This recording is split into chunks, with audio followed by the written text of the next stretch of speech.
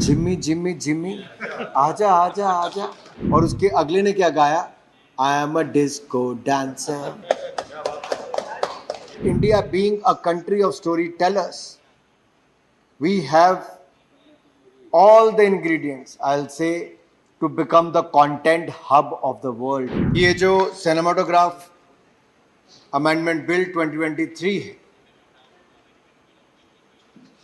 ये बहुत लंबा समय लगा। 1952 के बाद 1981 में जब बड़ा संशोधन हुआ, उसके बाद लगभग 4 दशक बीत गए। लेकिन 4 दशकों में बहुत कुछ बदला है। फिल्में बनाने का तरीका भी, और फिल्मों के पायरेसी के माध्यम से चुराने का तरीका भी, और दिखाने का भी।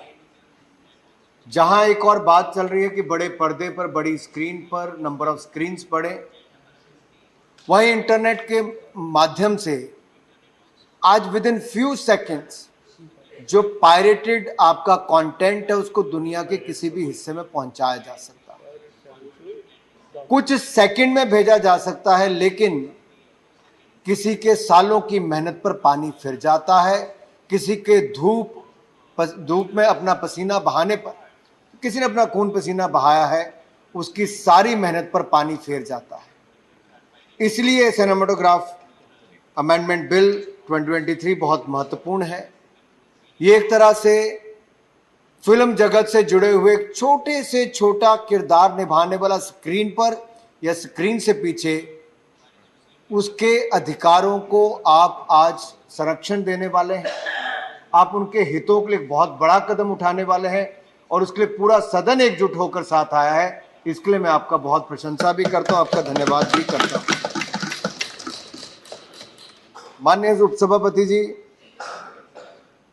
जैसा सदस्यों ने कहा कि कहने के लिए तो स्पॉट बॉय से लेके, साउंड इंजीनियर से लेके, एक मेकअप आर्टिस्ट से लेकर, अब किसी ने खलनायक की बात भी कर दी, तो किसी ने स्क्रिप्ट राइटर, कोरियोग्राफर से लेके मेकअप आर्टिस्ट, सबकी बात। फिल्म पर्दे पर सही कहा किसी ने कि बड़े हीरो हीरोइन दिखते हैं, लेकिन उनके पीछे सैकड़ों लोगों की मेहनत लगी होती है, और करोड़ों दर्शकों की भावनाएं उनके साथ जुड़ी होती है। और देश के कुछ हिस्सों में तो इतना फितूर रहता है कि फिल्म 8 बजे भी लगनी है तो सुबह 5 बजे जाके थिएटर के बाहर बैठ जाते हैं।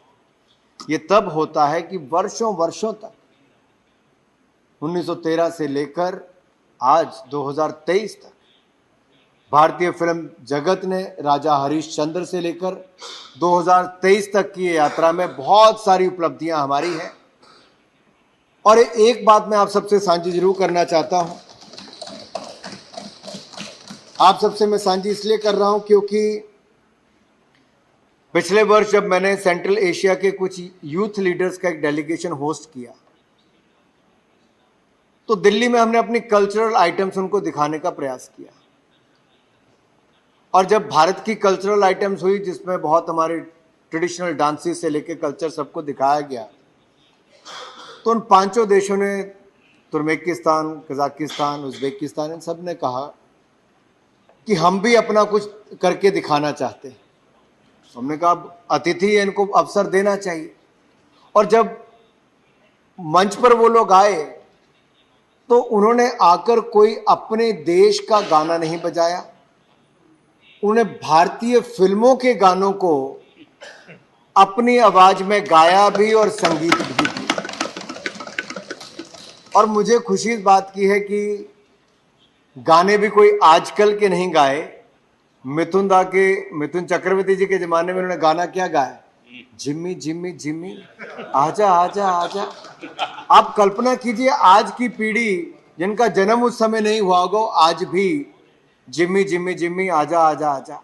और उसके अगले ने क्या गाया? I am a disco dancer. तो ये सब दिखाता है कि भारत की सॉफ्ट पावर की ताकत क्या है, और इसको और ताकत देने का काम आज ये महान सदन कर रहा है। इसलिए मैं आप सबका बहुत बहुत अभिनंदन करता हूं। ये भारत की सॉफ्ट पावर है। और जो सीट पर बैठी हैं वो आईयूए की अध्यक्ष भी हैं, हमारी उड़न परी के नाम से भी जानी जाती। मैं तो इतना कहूँगा, एक बार मैं फुटबॉल का विश्व कप देखने गया 2018 में रशिया में, तो वहाँ पे इंडियन को देख के तो सीधे वो कहते हैं राज कपूर के ज़माने से शुरू करते हैं, मेरा नाम जोकर के समय से। ये इम्पैक्ट है हमारी फिल्म इंडस्ट्री का।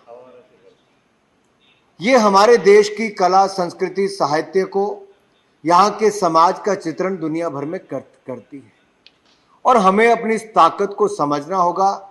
And India being a country of story tellers, we have all the ingredients, I'll say, to become the content hub of the world, and India should emerge as the content hub of the world.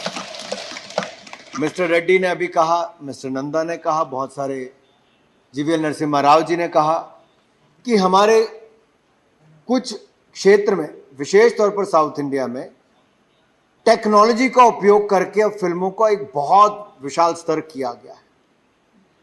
अब केवल यहीं तक नहीं, आज विश्व की बड़ी से बड़ी पिक्चरों का पोस्ट प्रोडक्शन काम हिंदुस्तान में होता है।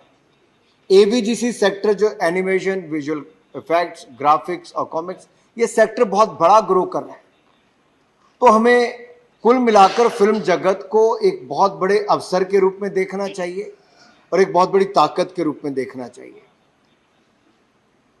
मैं चेयरपर्सन सर इतना ही कहना चाहूंगा कि जब ये बिल 2019 में लाया गया, तब इसमें केवल छोटा सा संशोधन था। उससे जो आपने आज की समस्या की बात कही, उससे उसका हल नहीं हो पाता। इसको वापस स्टैंडिंग कमेटी में भेजा गया। स्टैंडिंग कमेटी के सभी सदस्यों ने अपने सुझाव दिए और उसके बाद हमने इसको पब्लिक के सामने रखा। 2022 में नए रूप में हमने बिल को पब्लिक के सामने रखा, उनके सारे सुझाव आए, पूरी इंडस्ट्री के साथ हमने उनके सुझाव भी लिए और अब एक नए रूप के बीच में द सिनेमेटोग्राफ अमेंडमेंट बिल 2023 आप सबके सामने हम लेकर आए हैं।